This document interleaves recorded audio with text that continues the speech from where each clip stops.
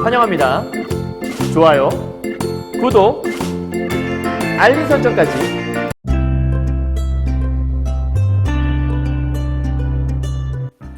안녕하세요. 경화여고 1학년 독서와 문법 완전 정복 B반 C반 학생 여러분 만나서 반갑습니다. 선생님은 세계 최강 국어쌤 조인수 선생님입니다. 선생님이 이제 지난 시간에 6차시 강의, 우리 지난번에 관동별구 공부하느라고 강의를 못했던 거 6차시 강의에 대해서 강의 찍어드렸었죠. 그리고 오늘은 이번 주말 이용해서 7차시 강의, 원래 그 연휴 전에 수요일 날 강의를 했어야 되는 것들인데 B반은, 그러니까 정확히 말하면 이제 B반은 강의를 했어야 되는데 그때 못했었죠. 그래서 그거를 대체하기로 했고, 이제 B반 강의를 하는 김에 C반도 같이 들을 수 있으니까 여러분이 이제 이번 주말 이용해서 이제 6차시 이미 들었어야 돼요. 그리고 이제 7차시 이 강의까지 듣고, 문법에 대한 것들은 고전문학, 고전문법이기 때문에 그거는 2학기 또 기말고사에 들어가니까 그건 현강에서 들으시는 게 좋을 것 같아서 잠깐 보류하고, 선생님한테는 이 시간은 독서 지문 2가지만 정리하고 마무리하면 될 것 같다는 생각이 들어요. 자, 오늘 첫 번째 지문은 요거부터 시작할 건데요. 페이지는 55페이지가 될 것 같고요. 오늘은 예술 파트 지문 2개를 정리를 하고 깔끔하게 마무리할 예정입니다. 어렵지 않아요. 그리고 어렵지는 않은데 예술 지문 하면 잘 나오는 주제를 가지고 왔어요. 그래서 오늘 첫 번째 지문은요. 회화주의 사진. 그럼 회화주의 사진이 뭘까? 회화는 그림인데 사진은 사진인데 그럼 그림과 사진이 뭔가 관련이 있다는 건가? 이렇게 생각하면 크게 어렵지 않을 것 같네요. 그죠? 오케이. 자, 그러면 먼저 우리가 확인하기로 했던 거는 문제부터 확인하기로 했잖아요. 그래서 문제부터 보고 들어가도록 하죠. 자, 1번 문제 보시면 이렇게 선생님이 포인트 잡아드렸는데 항상 모든 지문에서 제일 중요한 거 포인트는 항상 이런 사실 확인 문제에서는 맨 앞에 글자에 중요한 포인트가 있다고 얘기했었잖아요. 그래서 로댕, 빅토르 위고, 스타이컨, 로댕과 스타이컨, 스타이컨. 그래서 요 스타이컨이나 로댕이나 빅토르 위고라는 사람이 뭔가 좀 중요한가 보다. 글 속에서 뭔가 좀 중요한 역할을 차지하나 본데 정도만 인식하시면 될 것 같고요. 그 다음에 뒤에 있는 말들, 사진, 조각, 해석 이런 말 나오게 되면 글을 읽다가 뭐 사진 나왔다, 해석이 나왔다. 그럼 얼른 와서 지우면 되고요. 두 번째, 내려다보고 있었다. 그다음에 스타이컨은 그대로. 그러니까 빅토르 위고나 스타이컨 나오면 그때 와서 해결하면 크게 어렵지 않을 것 같아요. 그리고 더 문제를 잘 풀려면 정리를 하면서 글을 읽으시면 훨씬 더 좋겠죠. 그죠? 오케이? 자, 여기까지 1번 문제에 해당하는 거고요. 여러분 2번 문제가 뭐인가 봤더니 2번 문제는 기억과 관련하여서, 그러니까 기억 나온다 문제 풀어야 될 것 같고, 3번은 학습활동이니까 그것도 문제 지문 다 읽고, 4번은 어휘니까 어휘는 나왔을 때 바로 문제 풀어보도록 하죠. 됐죠? 자, 그러면 우리 본문 읽으면서 정리해보도록 할게요. 선생님, 이거는 왜 포인트 안 잡아주세요? 포인트를 잡기가 좀 애매해요. 포인트를 굳이 잡을 것까지는 없고 그 정도의 어려운 지문은 아니라서 일단은 글 바로 읽고 시작하면 될 것 같아요. 자, 갑시다. 자, 1문단부터 가죠. 사진은 19세기 초까지만 해도 근대 문명이 만들어낸 기술적 도구이자 현실 지원의 수단으로 인식되었다. 그럼 여러분 첫 번째 시간이 나오잖아요. 여러분 이거 체크해둬야 돼요. 19세기 초까지만 하더라도 제일 중요한 게 사진이라고 하는 것들이 있었는데 이 사진이 뭐냐라 물어보니까 기술적 도구다. 그리고 현실을 뭐 하는 거다? 재현하는 도구다. 그럼 현실을 재현하기 위해 사용된 게 사진인 거고 그냥 현실을 그대로 보여주기 위한 것들이 기술적인 도구로서의 사진이었다. 하지만 점차 여러 사진 작가들이 사진을 연출된 형태로 그러면 얘랑 얘는 좀 달라요. 그죠? 현실 재현의 수단이라고 하는 것들은 있는 그대로 보여주는 건데 얘는 연출을 했으니까 현실 재현이라고 하는 건 뭐가 안 들어가는 거죠? 연출되지 않은 걸 얘기하는 거죠. 그래서 여러 사진 작가들이 사진을 연출된 형태로 찍거나 제작함으로써 자기의 주관적인 거.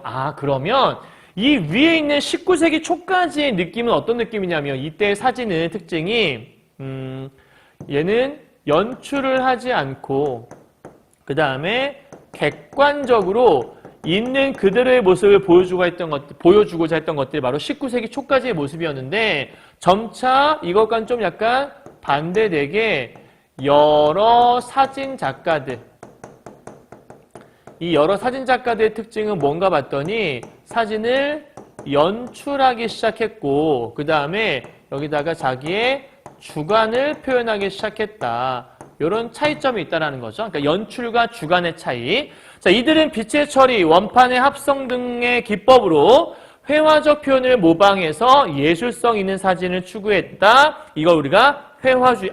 그러면 이 여러 사진 작가들이 연출하고 주관을 표현하는 예를 우리가 뭐라고 하냐면 지금부터는 회화주의 사진이라고 부를 건데, 이 회화주의 사진이라는 게 뭔가 봤더니 자기의 주관에 따라서 빛의 처리, 원판의 합성, 그러니까 연출하고 주관을 표현하고 뭔가를 합성해서 표현하는 것들, 그리고 그 와중에 예술성까지 추구하는 사진, 이게 바로 회화주의 사진이다. 정확히 말하면 사진처럼 그려낸 것들을 얘기하지 않을까? 반대로 얘기하면 사진을 통해 그림처럼 표현하고 있는, 뭐 그림과 같은 사진. 이게 여러분 하나의 좀 기본적인 틀이 뭐냐면, 원래 그 미술에 대한 글이 나오게 되면 항상 사진과 그림이 부딪혀요. 그래서 여러분 사진이라고 하는 건 그냥 쉽게 찍어서 풍경을 묘사할 수 있잖아요. 그러니까 전문가가 아니더라도 누구나 풍경 같은 것들을 표현할 수 있잖아. 그러니까 그림을 그리는 화가들은 사진 작가들을 무시했었어. 엄밀하게 얘기하면 그 그림은 어떤 인간의 노력이 들어가는데 사진은 그건 노력이 필요가 없잖아. 뭔가 예술적이지 않은 것 같거든. 그런 것 때문에 많이 비판했었는데, 그러다 보니까 사진이 과연 그렇게 예술성이 없냐에 대한 논란이 많이 있었거든요. 여기서의 사진 작가들은 사진도 하나의 회화처럼 예술이 될 수 있다고 생각했던 사람. 그래서 여기 예술성이라는 말을 쓴 거야. 그러니까 기본적으로 사진이란 거는 19세기 초까지는 어떤 특징이었냐면 그냥 기술적인 도구지 뭐. 현실을 그냥 재현하는 하나의 도구일 뿐이지 뭐. 그냥 연출도 필요 없고 그냥 객관적으로 찍기만 하면 되는 거잖아. 에이, 저런 건 예술이라고 볼 수 없어. 라는 게 19세기 초까지의 의식이었는데, 이제 회화주의 사진 작가들은 아니야. 사진도 예술이 될 수 있지. 왜? 사진 작가의 주관이 들어가고 연출이 들어가고 나의 개성이 들어가니까 이것도 다 예술이지라고 얘기했던 게 바로 회화주의 사진. 그러니까 1문단의 주제는요, 사진에 대한 인식 변화를 얘기하고 있다라고 말할 수 있겠네요. 이해하셨나요, 여러분? 여기까지죠? 오케이. 자, 2문단 바로 가보도록 하죠. 스타이컨의 빅토르 위고와, 대표적인 사람은 회화주의 얘기했는데 스타이컨 나오는 거 보니까 여기에 대표적인 사람이 누가 있냐 봤더니 스타이컨이라는 사람이 있나 봐요. 자, 이제 스타이컨 하면 뭐가 나와야 돼? 회화주의 사진이 나와야 돼. 빅토르 위고와 생각하는 사람과 함께 있는 로댕. 이 사람이 대표적인 작품 뭐냐면 빅토르 위고와 생각하는 사람과 함께 있는 로댕. 그러니까 이 사람의 사진 속에 3명이 들어있다. 빅토르 위고, 생각하는 사람, 그다음에 로댕. 물론 생각하는 사람은 뭐 동상일 수도 있겠지만 어쨌든 회화주의 사진을 대표하는 평가되는데요. 이 작품에서 피사체들은 조각가 로댕과 그의 작품인 빅토르 위고와 생각하는 사람이다. 그러면 지금 이 스타이컨의 이 사진 속에 누가 들어있냐면 로댕이 들어있어. 그죠? 그 다음에 그의 작품인 빅토르 위고가 들어있어. 위고. 그리고 마지막으로 생각하는 사람도 들어있어. 생각하는 사람이 들어있어. 자, 그런데 얘는 조각가니까 얘는 사람인 것 같아요. 그죠? 그리고 빅토르 위고는 뭐예요? 얘는 조각가 로댕과 그의 작품인 빅토르 위고의 작품이야. 그 다음에 생각하는 사람인데 여기 보니까 로댕을 대리석상 빅토르 위고야. 그럼 여기서 이 빅토르 위고라고 하는 것들은 작품이면서 대리석상이야. 한마디로 진짜 사람이 아닌 거네. 이거 빅토르 위고 앞에 두고 찍은 사진과 생각한 사람은 청동상이라고 써있네. 그럼 얘는 청동상이야. 그럼 결국은 스타이컨이 지금 사진을 찍었는데 그 사진 속에 이 로댕이라는 사람이 있고 그 다음에 빅토르 위고라고 하는 대리석상 작품이 있고 생각한 사람이라는 청동상, 그러니까 작품 2개와 사람 1명을 이게 찍은 건가 봐요. 근데 첫 번째 로댕을 대리석상 빅토르 위고 앞에 두고 찍은 사진과 청동상 생각한 사람을 찍은 사진을 합성했다 그랬으니까 일단 첫 번째 사진은 요렇게 지금 사진 하나 찍은 것 같아. 요렇게, 그죠? 그러니까 요 사진 하나하고 그 다음에 요렇게 사진이 하나 있는 거죠. 요 사진, 요렇게 사진 있는 거예요. 그러니까 요 2개의 사진을 합성해서 마치 하나의 사진인 것처럼 찍은 거야. 그러니까 지금 이 사진은 이렇게 찰칵 포로 뭐 퀸카에 그런 거 있던데 뭐 찰칵 포로 뭐 이런 거 있던데 어쨌든 이렇게 하나의 사진이 있는데 이 사진은 원래부터 이 세 개를 놓고 찍은 게 아니고요.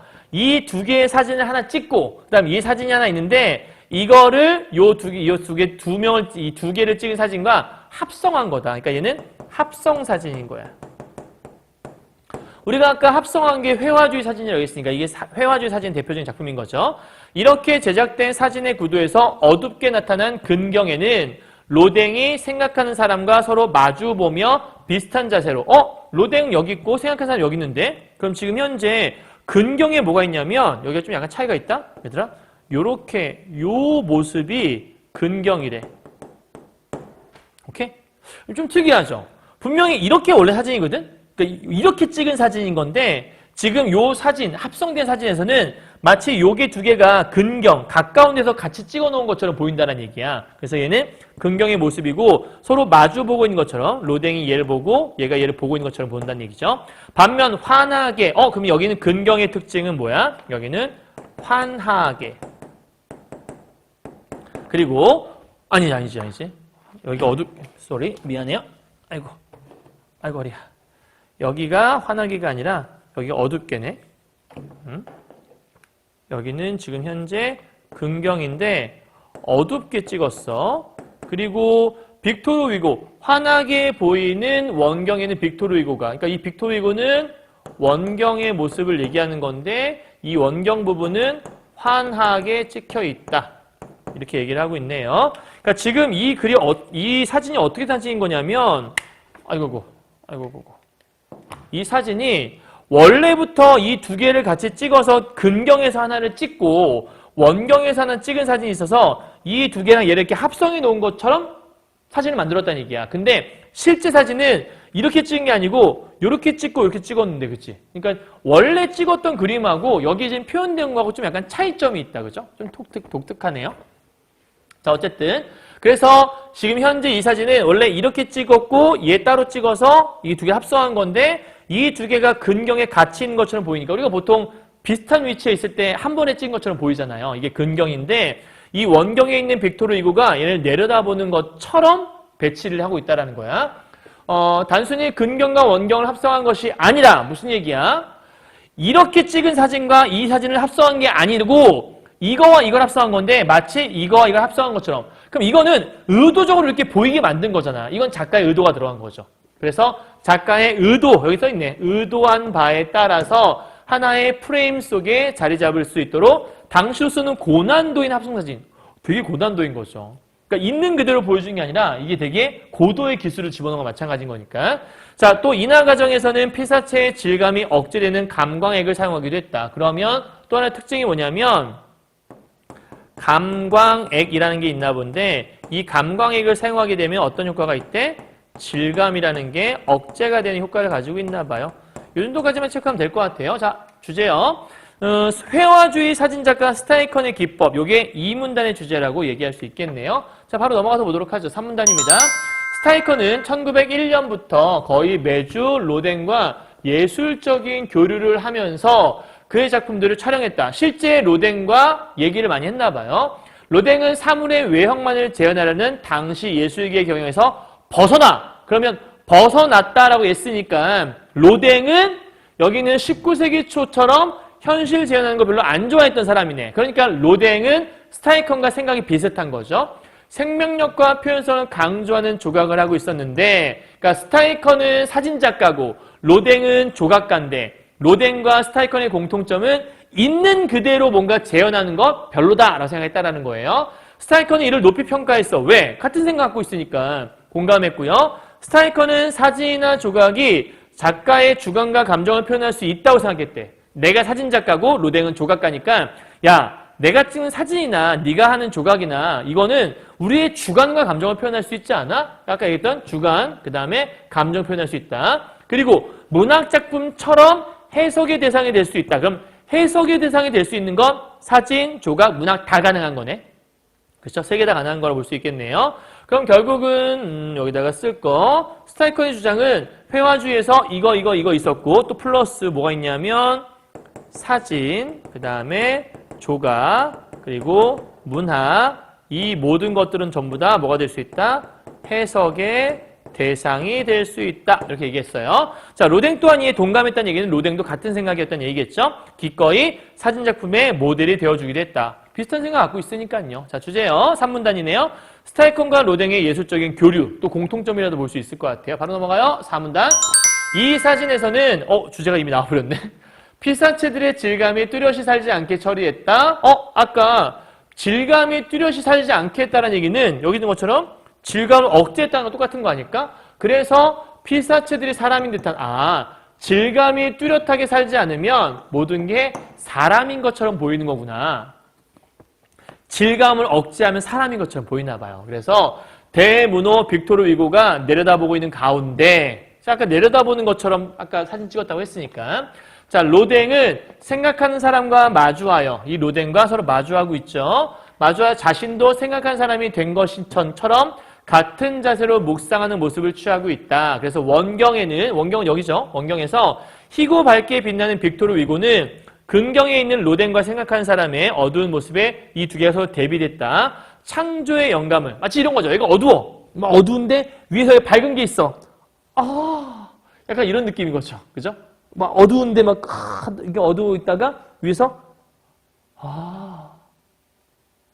깨달음. 그죠? 약간 이런 느낌인 거죠. 깨달음. 그래서 이게 의도죠. 창조의 영감을 발산하는 것처럼 묘사했다는 거니까 이러한 구도는 로댕의 작품도 문학작품과 마찬가지로 창작의 고뇌 속에서 이루어진 것이라는 메시지를 주고 있다. 스타이컨의 작품은 메시지를 보여주는 거예요. 자, 마지막 5문단 이거 문제 먼저 풀어야겠구나. 뚜렷하게 살다라는 니은인데 니은과 관련된 문맥적 의미 찾는 거야. 뚜렷하게 산다는 건 뭐냐면 뚜렷하게 드러나다 이런 뜻이겠죠. 뭔가 나타난다는 뜻인 거니까 뚜렷하게 나타난다. 뭔가가 나타나 보인다? 개성이 나타나 보인다는 거니까 답은 1번밖에 없네. 너무 쉽다, 그죠? 오케이. 자, 5문단 마지막 정리해요. 이처럼 스타이컨은 명암 대비가 뚜렷이 드러나도록 촬영하고 명암 대비가 뚜렷하게 드러나는 건 어떻게 했던 거지? 근경은 어둡게, 여긴 밝게 했고 원판 합성에서 구도를 만들고 특수한 감광에 왜 썼지? 질감을 억제하려고. 질감 억제 왜 했지? 사람처럼 보이게 해주려고. 질감의 변화를 주는 방식으로 사진이 회화와 같은 방식으로 창작되고 표현될 수 있는 예술임을 보여주고자 했던 것이다. 그게 바로 스타이컨. 그러니까 스타이컨은 사진을 통해서 있는 그대로 현실을 드러내는 게 아니라 자기가 의도적으로 합성을 해서 뭔가 자신의 의도를 표현하고 싶었던 사람이구나. 그런 걸 우리는 회화주의 사진이라고 하는구나라고 얘기할 수 있겠네요. 스타이컨의 작품의 예술성까지 다 얘기했습니다. 됐나요? 오케이. 쉬운 글이었기 때문에 특별히 정리는 이 정도면 충분할 것 같아요. 그죠? 자, 이 정도 충분히 정리했으니까 문제 바로 풀면서 끝내보도록 하죠. 자, 1번 문제 우리 아까 했던 거네요. 자, 로댕은 사진, 조각, 문학 작품 모두 해석의 대상. 사진, 조각, 문학 모두 해석 대상. 이건 누구 생각이지? 스타이컨의 생각이야. 근데 아까 로댕이 뭐라 했지? 동의한다고 했지. 그러니까 1번은 맞는 설명이 되는 거야.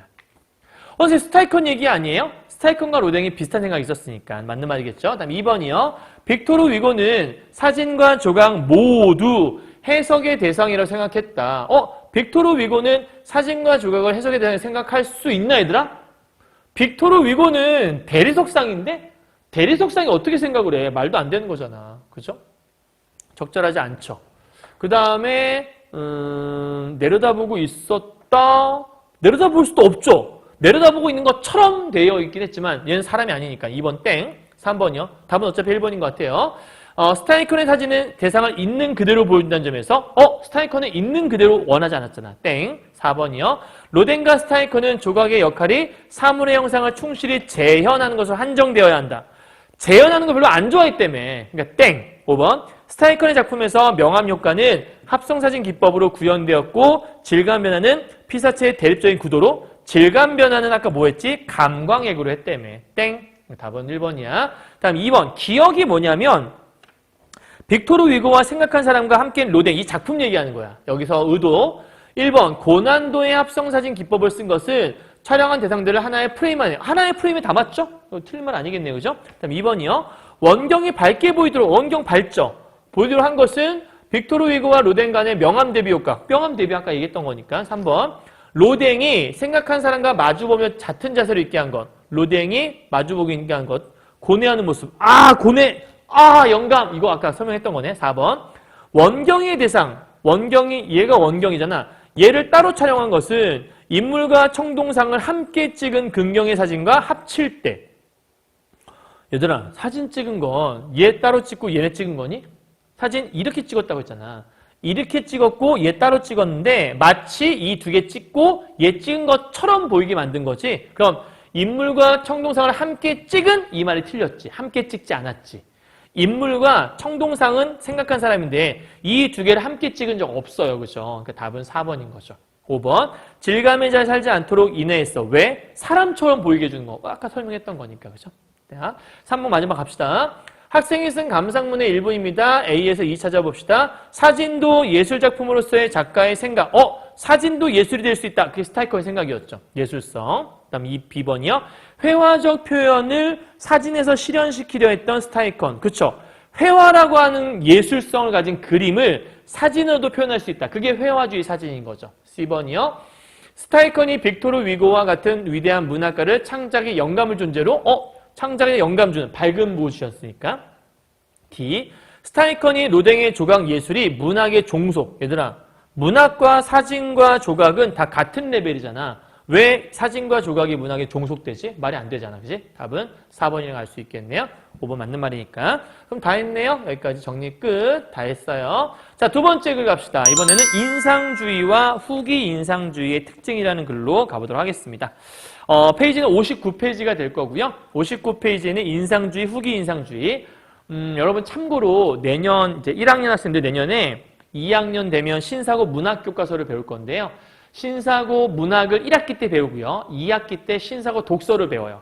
그 2학기 신사고 독서 교재에 세잔과 입체파라는 글이 있거든요. 거기에 이 나오는 세잔, 여기에서 후기 인상주의자 중에 하나가 세잔이에요. 그 얘기가 나올 거야. 그래서 이 얘기를 내가 왜 해주는 거냐면 인상주의, 후기 인상주의가 이 글에만 있냐? 아니에요.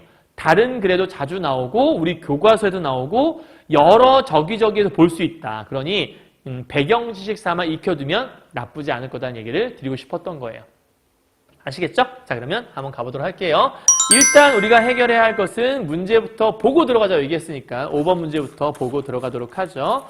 자, 이번에도 사진 얘기가 또 나오네요. 우리 방금 사진 봤는데 사진 얘기 또 나오네. 이번엔 그럼 무슨 사진 얘기를 하고 싶었던 걸까? 같이 한번 보면서 정리해 보도록 하겠습니다. 자, 윗글의 내용과 일치하지 않는 것은이라 되어 있으니까 적어도 저 5개 중에 4개는 일치하고 하나만 일치하지 않는다는 거겠죠? 그럼 뭐가 일치하지 않는지 찾아봐야 되는데 일단은 내가 늘 얘기하는 이런 일치, 불일치의 문제들은 맨 앞에 있는 것들이 메인이라고 얘기했어요. 그죠? 그래서 메인이 되어서 항상 중심을 잡아주는 거니까 앞에 있는 단어에 초점 맞춰서 보시면 돼요. 자, 사진은 화가들이 회화의 의미를 고민하는 게 되었다. 사진이라는 게 뭔가 고민과 연결되어 있나? 2번. 전통회화는 대상을 사실적으로 묘사하는 걸 중시했다. 전통회화 나오면 체크해보면 될 것 같아. 3번. 모네의 작품은 색채 효과가 형태 묘사를 압도했다. 이따 모네 나오면 확인해보면 되겠네요. 자, 모네는 고유의 색 표현을 위해서 전통적인 원근법을 거부했다. 자, 모네가 원근법 거부했는지 찾아보면 돼요. 5번째. 세잔은 사물이 본질적으로 구원통 원뿔에, 그럼 구원통 원뿔 나오면 찾아보면 되겠네. 그리고 세잔, 모네, 전통회화, 사진 나오면 체크해보면 될 것 같아요. 어렵지 않았네요. 자, 그럼 본문 들어가기 전에 핵심 포인트 짚고, 자, 글을 잘 읽었다면, 아까 얘기했던 이거 몇 페이지였죠? 59페이지. 글을 잘 읽었다면 여러분이 요 글의 핵심 포인트를 말할 수 있어야 된다는 얘기인 거죠. 자, 5가지 잡아드렸어요. 이 글을 읽었을 때, 아직 안 읽었으면 읽고 와야 돼요. 인상주의 화가들의 경향성이 무엇인지, 또 모네 화풍의 특징과 한계는 무엇인지, 후기 인상주의 화가들의 특징은 무엇인지, 세잔의 이중 시점과 정물화는 무엇인지, 5번째, 세잔과 대상의 본질은 어떤 관계가 있는지 말할 수 있으면 이 글을 잘 읽은 거라 볼 수 있습니다. 이해하셨나요? 자, 그러면 가보도록 하겠습니다. 자, 1문단입니다. 사진이 등장하면서 회화는 대상을 사실적으로 재현하는 역할을 사진에 넘겨주게 되었다. 그럼 얘들아, 일단 첫 번째가 중심은 회화인 것 같아요. 그죠? 회화인데, 회화의 특징이 사진이 등장하게 되면서 이 사진 등장으로 인해 대상을 사실적으로 재현하는 게 원래 회화의 역할이었나 봐. 근데 이 대상의 사실적인 재현을 누구에게? 사진에게 양보하는 일이 벌어지고 말았다. 왜? 얘들아, 누가 봐도 사실을 있는 그대로 표현하는 건 사진이 더 잘할까? 그림이 더 잘할까? 물론 그림을 정말 사진처럼 있는 그대로 잘 그리는 사람도 있지만 사진은 그냥 있는 그대로 찍어버리는 거잖아. 그러면 사진은 그냥 사실을 재현하는데 가장 특화되어 있는 영역이죠.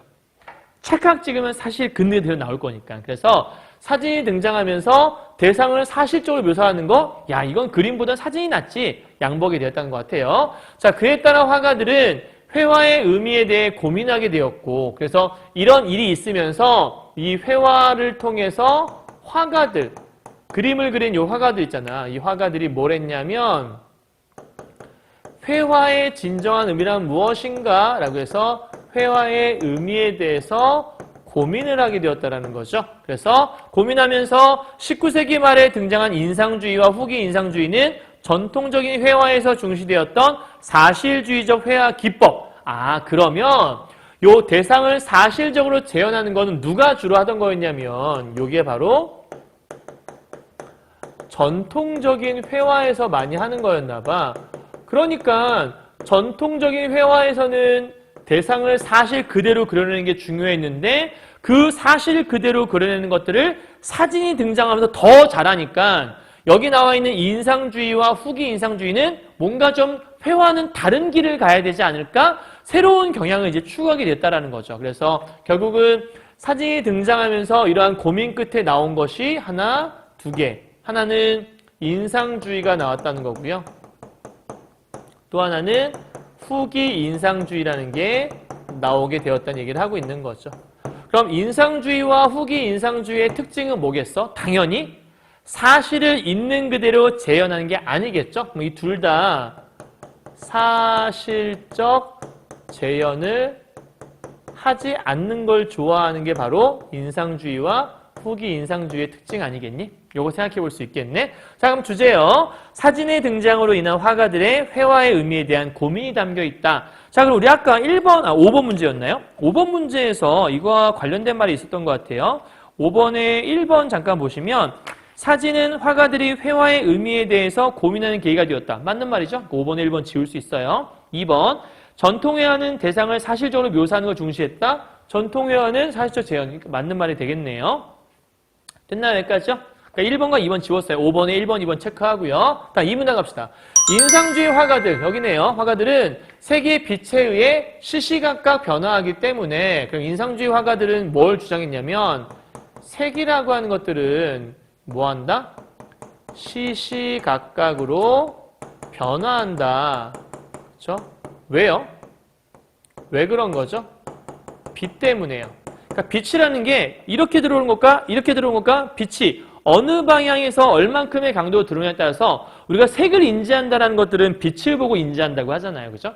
그러니까 빛이 안 들어오면 깜깜한 세상밖에 없는 거잖아. 빛이 있어야 색깔이 있다는 거죠. 그래서 색은 계속해서 뭐한다? 변화한다. 그래서 대상의 고유한 색은 존재하지 않는다. 그럼 여기 특징이 뭐냐면 고유한 색이란 존재하지 않아. 고유한 색은 없다. 이게 인상주의화가 특징이었나 봐. 자, 인상주의화가 대표적인 사람이 모네래요. 아하, 인상주의에다가 누구 써야 돼? 이제부터 모네를 쓸 거예요. 자, 모네는 회화적 전통에서, 이 회화적 전통이 뭐죠? 이거는 사실적인 재현이 바로 회화적 전통이겠죠. 여기서 벗어나기 위해 빛에 따라 달라지는 사물의 색채, 그게 요거 얘기하는 거잖아. 순간적 인상. 그래서 모네가 뭐 했냐면 순간적인 인상을 표현했다. 순간적인 인상을 표현했으니까 인상주의인가 봐요. 인상주의는 뭐냐면 어떤 대상을 봤어요. 그럴 때 우리가 첫인상이라고 하잖아요. 딱 뭔가를 봤을 때 받는 인상이 있을 거야. 그 인상을 표현해낸 거죠. 자연을 보자마자 예쁜데? 그리고 바로. 근데 인상이라고 하는 것들은 얘들아 우리가 보고 받은 느낌인데 그게 계속 유지가 되나?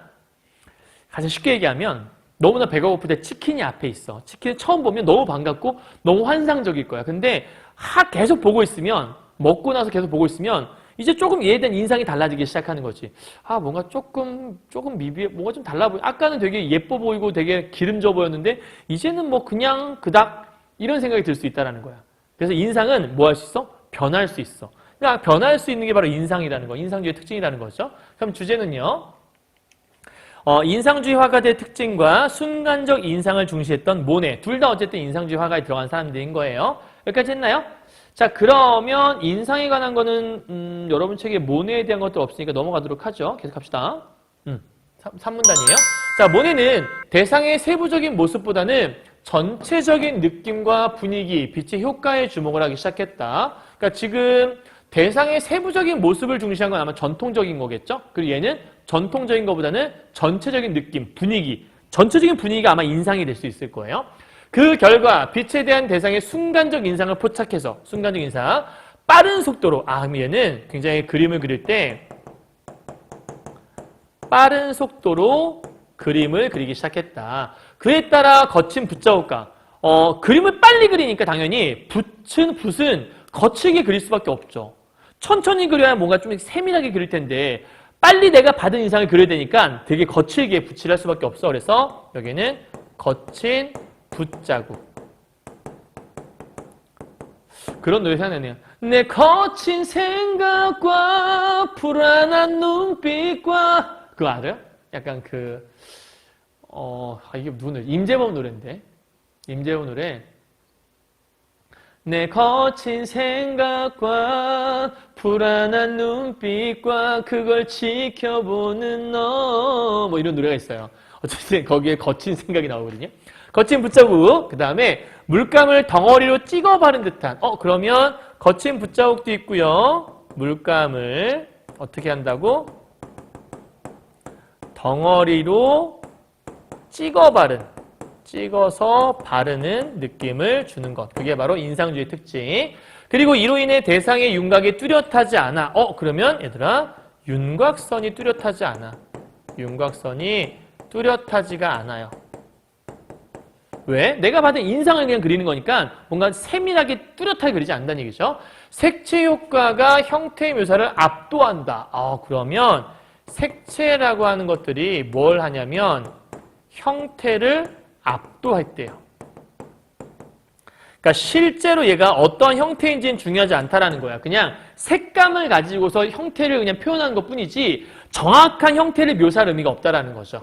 이와 같은 기법은 사실적 묘사에 더 이상 치중하지 않았다. 그래서 아까 얘기했던 얘는 사실적 묘사를 중시하지 않았다. 이게 특징인 것 같고요. 그리고 밑에 눈에 보이는 대로 표현했다는 점에서 이전 회화에서 추구했던 사실적 표현에서 완전히 벗어나지 그러면 특징인데 사실적인 묘사를 중시한 건 아니야. 그런데 문제는 여전히 눈에 보이는 대로 묘사를 했어. 그렇죠? 그러니까 눈에 보이는 대로 묘사를 하다 보니까 아무래도 아직까지는 시각에 의존할 수밖에 없잖아. 그러니까 시각에 눈에 보이는 데는 사실적이라는 뜻이니까 이렇게 사실적 묘사를 중시한 건 아니지만 눈에 보이는 대로 묘사하다 보니까 모네는 뭐가 있었다는 얘기야? 한계점이 있었다라는 거죠. 왜요? 눈에 보이는 대로 묘사하는 것 때문에 다소 한계점, 아직은 완전하게 기존 전통적 회화에서 벗어나지는 못했나 봐요. 자, 주제는요. 인상주의 화가인 모네의 특징과 한계가 써있다고 볼 수 있어요. 자, 그러면 5번에 3번 모네의 작품은 색채 효과가 형태 묘사를 압도한다. 색채가 형태를 압도한다. 맞네요. 그 다음에 4번에 모네는 아직 안 나왔으니까 넘어가도 되지 않을까 싶은데 나중에 하면 될 것 같은데요. 어쨌든 넘어갑시다. 자, 이번에 4문단이네요. 후기 인상주의 화가들. 얘들아, 하면 인상주의 화가의 대표적인 게 모네인데 한계점 얘기했어. 그럼 아마 얘는 그 한계점을 벗어났을 거거든. 그래서 후기 인상주의 화가들은 재현 위주의, 재현은 사실적 재현이죠. 이거 위주의 사실적 회화에서 근본적으로 벗어나는 새로운, 그러면 이제 얘는 아직은 한계가 있었는데 얘는 완벽해. 그죠? 얘는 사실적 회화에서 벗어난, 쉽게 말하면 사실적 회화에서 벗어났다는 얘기는 아까 얘기했던 그 모네의 한계를 극복했다는 얘기라고 볼 수 있어.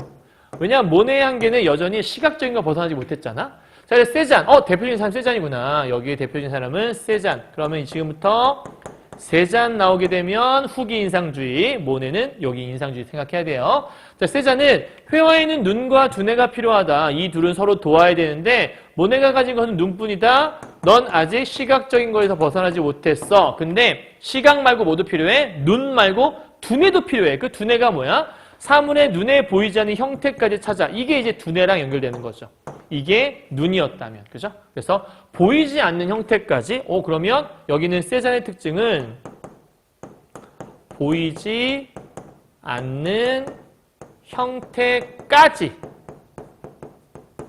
찾아 표현해야 된다. 이게 중요하다 얘기했던 사람이고요. 그래서 이걸 우리가 뭐라 하냐면 여기 보니까 지각되는 세계를 재현한다. 이게 사실적으로 눈에 보이는 세계를 재현하는 것이 아니라 대상의 본질을 구현하는 거다. 이 보이지 않는 형태라는 것들이 바로 뭐라고 하는 거냐면 대상의 본질이야 라고 설명하는 거죠.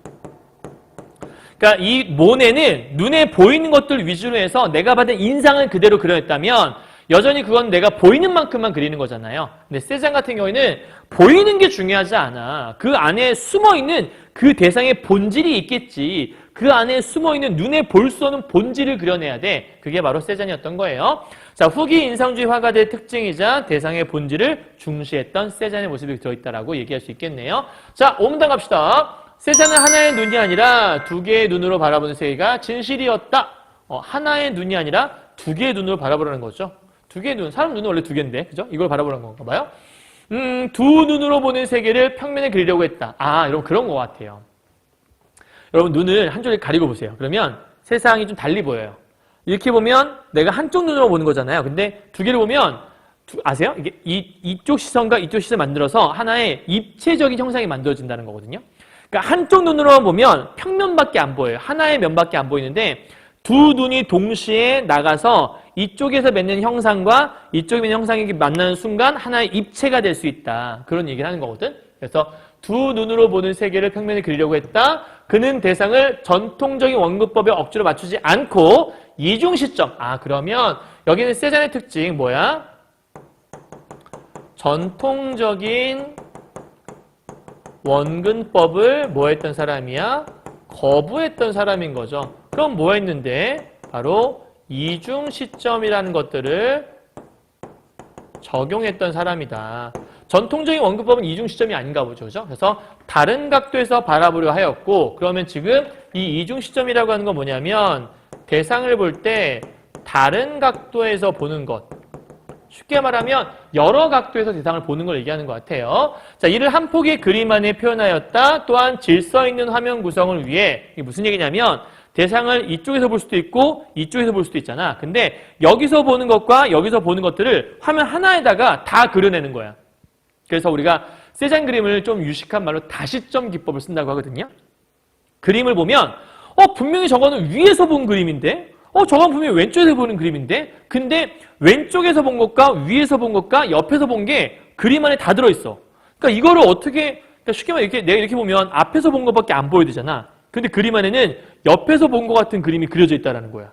그러니까 여러 개의 시점이 다 들어가 있는 게 바로 세잔의 그림이라는 거거든요. 그래서 질서 있는 화면 구성을 위해 대상의 선택과 배치가 자유로운 정물화를 선호했다. 그러니까 지금 이 세잔은 뭘 좋아했냐면 정물화를 선호했다는 거예요.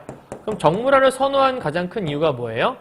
질서가 있는 화면 구성을 위해서. 그렇죠? 이걸 표현하려고 했다라는 거죠. 자, 5문단 주제는요. 이중 시점과 정물화를 선호했던 세잔의 모습이 들어있다라는 거예요. 그럼 얘는 한계점 있었는데 얘는 없나? 그게 궁금하죠? 맞아요. 6문단이에요. 자, 세잔은 사물의 본질을 표현하기 위해서는 보이는 것을 그리는 것이 아니라 즉 시각에만 의존하지 말고 아는 것, 두뇌를 이용해야 된다. 그래서 여기에 포인트는 아는 것을 그려야 된다. 아는 것을 그려야. 이게 바로 세잔의 생각이었죠. 그 결과 자연을 관찰하고 분석해서 사물은 본질적으로 구, 원통, 원뿔의 단순한 형태. 그러면 세잔이 중요한 건 구, 그다음에 원뿔, 그 다음에 원통, 이런 것들로 된 단순한 형태들로 이 세상이 이루어져 있다라고 얘기했던 거예요. 그래서 밑에 보니까 이중 시점에서 더 나아가 형태를 단순화하여, 그러면 이 세잔의 특징은 이제부터 뭐 하기 시작했냐면 형태를 단순화시키기 시작했고, 이 세상은 사실 복잡한 세상이잖아. 근데 그 복잡한 세상을 잘 생각해 보니까 다 구나 원뿔이나 이런 걸로 이루어져 있더라. 그래서 좀 단순화시켜 세상을 표현하기 시작했다라는 거예요. 그 대상의 본질을 표현했고 윤곽선을 강조했다. 오호, 얘는 윤곽선을 강조했어요. 우리 아까 모네 얘기할 때 윤곽선 뚜렷하지 않았잖아. 그지? 차이점 있네. 그 다음 대상의 존재감을 부각했다. 그래서 회화의 정체성에 대한 고민을 비롯된 그의 이러한 화풍은 입체파 화가들에게 직접적인 영향을 미치게 되었다라고 얘기하네요. 그럼 이러한 화풍이 뭐였지? 윤곽선 강조하고 형태를 단순화해서 대상을 표현했던 거. 그게 바로 입체파 영향을 줬다는 얘기죠. 그래서 입체파는 대상을 입체적으로 표현하고 싶었던 사람이거든. 그 입체 중에 하나가 여기 나와 있는 구나 원뿔의 원통, 이런 것들을 입체로 이용했다는 얘기를 하는 거예요. 자, 그럼 정리해줘. 아는 것, 본질, 윤곽선을 중시한 세잔의 영향력이 무엇인지를 설명하고 있어요. 됐나요? 자, 근데 마지막 여기까지 다 정리했을 때 여러분이 현재 세잔과 모네가 제일 중요한 것 같은데, 그럼 이 둘을 좀 정리해보는 게 중요하지 않을까? 그래서 선생님이 표로 한번 정리를 해봤어요. 자, 모네는 어떤 사람이었냐? 인상주의자인데 대상의 고유한 색은 존재하지 않아. 순간적인 인상을 포착해서 빠른 속도로 그려야 돼. 그러다 보니 사실적 묘사에 치중하기보다는 약간 거친 붓자국과 물감 덩어리를 통해서 뭔가 찍어 바른다는 흔적을 보여주게 돼 있어. 윤곽선도 뚜렷하지 않아. 색채가 형태를 압도하기 시작했거든. 그런데 단점은 사실적인 표현에서 완전히 벗어나지 못했다는 게 단점 중에 하나였어. 근데 그것을 극복한 게 바로 세잔 후기 인상주의야. 그래서 얘네들은 완벽하게 사실적 회화에서 벗어났어. 그럼 얘는 뭔데? 눈으로만 보면 안 된다. 지각되는 세계가 중요한 게 아니라 대상의 본질이 중요하다. 아는 게 중요하다. 눈으로만 보지 말고 두뇌로 판단해라, 이런 얘기죠. 두 눈으로 보는 세계를 평면에 그려냈던 사람인데 이중 시점을 적용해서 다른 각도의 것들을 다 표현하기 시작했다. 자유로운 정물화를 선호했고 보이는 것보다 아는 것들을 그려내 생각했고 사물을 그 결과 구나 원통이나 원뿔, 그러니까 이 세상의 본질을 보니 세상은 본질적으로 구나 원뿔이나 원통 같은 것들로 이루어져 있더라. 그래서 이 세잔의 정물화를 보면 구, 원통, 원뿔이 되게 많아요. 윤곽선 강조했고 존재감 부각했고 입체파 화가들한테 영향을 주기 시작했다라고 다 정리했습니다. 됐죠, 여기까지? 자, 그럼 이제 우리 문제를 보면서 정리해 볼게요. 자, 문제입니다. 1번이요. 아까 1번, 2번 다 지웠고 3번도 지웠어요. 4번. 모네는 대상의 고유한 색 표현을 위해서 전통적인 원근법을 거부했다. 고유한 색 표현은 모네가 방금 뭐라 했냐면 아까 고유한 색은 존재하지 않아라고 얘기했잖아. 근데 고유한 색을 표현하면 안 되지 않나? 답은 4번이네요. 그죠? 5번 세자는 본질적으로 구, 원통, 원뿔. 아까 다 했던 거니까. 자, 6번 가죠. 가버는 모네고 나는 세잔이래요. 아하, 여기가 지금 모네, 여기는 세잔. 그러면 왼쪽이 인상주의, 여기는 후기 인상주의라고 생각하면 되겠네. 1번. 가에서 포도의 형태를 뚜렷하지 않게 그린 게 모네의 특징이었잖아. 그러니까 맞는 말이겠죠? 그 다음에 2번이요. 나에서는 질서 있게 화면 구성하기 위해서 의도적 세상이 선택되고, 아까 질서 있게 그려내고 싶었던 사람, 어디 질서 있게 그려내고 싶은 사람이 나번 세잔이었어. 의도적으로 배치한 거죠. 3번. 가와 달리 나에 있는 정물들, 쟤와 달리 얘는요, 뚜렷한 윤곽선이 있다. 세잔 아까 윤곽선이 뚜렷하다고 얘기했잖아. 그지? 맞는 말이네요. 4번이요. 나와 달리 가의 식탁보에 거친 붓자국 맞네요. 대상에 느껴지는 인상을 빠른 속도로 그려낸 결과라고 볼 수 있겠다. 그쵸? 아까 빠른 속도로 그려낸 게 인상이라고 했으니까. 5번이요. 가와 나 모두 사물을 단순화해서 표현한 것을 통해 사실적인 쟤에서 완전히 벗어났다? 완전히 벗어난 건 얘만이죠. 나만. 쟤는 벗어나지 못했으니까. 그죠? 그러니까 답은 몇 번이에요? 5번이죠. 가가 틀렸어요. 그죠? 자, 마지막 7번 문제입니다. 입체파 화가들은 대상을 본질을 표현하고자 했었는데, 기억과 같이 표현했다? 세잔의 화풍을 입체파 화가들이 이렇게 표현했대. 뭐라 표현했어? 사물을 해체했다가 재구성했다고 얘기했대. 왜 그런 거죠? 세잔 같은 경우에는 세상을 단순화시켰잖아. 그쵸? 그러면 1번에 대상의 본질을 드러내기 위해서 다양한 각도에서 바라보아야 한다는 관점을 제공했기 때문에 다양한 관점에서 바라봐야 한다는 것들을 제공해서 그럼 아까 얘기했잖아. 대상의 본질을 파악하고 싶었던 사람이 세잔, 그리고 다양한 각도에서 이중 시각을 비롯해서 여러 각도 걸 표현하자. 이게 바로 세잔이었잖아. 그러니까 이게 이 세잔에 대한 제일 중요한 설명이네. 답은 1번이네요. 2번 전체적인 느낌을 부각한다. 이거는 얘 아니었나? 뭐네, 그죠? 3번 최대한 정확하게 묘사하는 건 중요하지 않다고 얘기했었죠, 그죠? 땡. 4번 시시각각 달라진 자연을 분석을 묘사하고 그거는 인상주의였잖아. 시시각각 달라지는 자연, 인상주의. 5번 지각된 세계에 있는 그대로 표현하기 위해서 그거는 뭐였죠? 있는 그대로는 전통적인 회화였죠. 이게 다 안 되는 거니까 답은 1번밖에 없네요. 정리 끝. 다 했습니다. 자, 오늘 선생님이 좀 짧게 한 45분 정도에 맞춰서 이렇게 혼자 강의하면 빨리빨리 끝나요. 왜냐면 여러분과 서로 소통할 일이 없기 때문에 빨리 끝나는데 다음 주 이제 B반은 다음 주 월요일 날 선생님과 수업 시간에 볼 거고요. 그때는 8차시 강의로 볼 거예요. 그리고 C반은 다음 주 화요일 날 8차시 강의로 볼 거기 때문에 이번 주말 동안 아마 여러분이 지금 강의를 듣고 있다면 주말 동안에 중간고사를 무사히 잘 마치고 중간고사에서 국어시험도 잘 봤을 거라 믿고요. 시험 잘 보고 이 강의를 듣고 있을 거라 생각합니다. 주말 동안 쉬는 것도 좋은데 반드시 강의 잘 듣고 마무리하신 다음에 다음 주 월요일, 화요일 날 B반은 월요일 날, 그다음에 C반은 화요일 날 8차 시간으로 만나서 현장에서 다시 한번 독서 강의와 문법 강의, 특히 문법은 중세국어 같이 할 거기 때문에 여러분 꼭 문제도 풀어오셔야 되고 그다음에 독서 지문도 문제 풀어오는 거 잊지 마셔야 돼요. 자, 고생하셨고요. 우리 다음 주에 뵙도록 하겠습니다. 오늘은 사실은 목요일이라서 내일 금요일, 내일이 여러분 이제 국어 보는 날이거든요. 선생님은 집에 가서 여러분이 국어를 잘 볼 수 있도록 기도하고 있겠습니다. 관동별국을 비롯해서 관동별국 나왔겠죠? 선생님 1학년 선생님이 아니라서 나왔는지 잘 모르겠는데 나왔길 바라며 부디 이번 시험 잘 받기 바랍니다. 수고하셨고 우리 다음 시간에 뵙겠습니다. 여러분 안녕.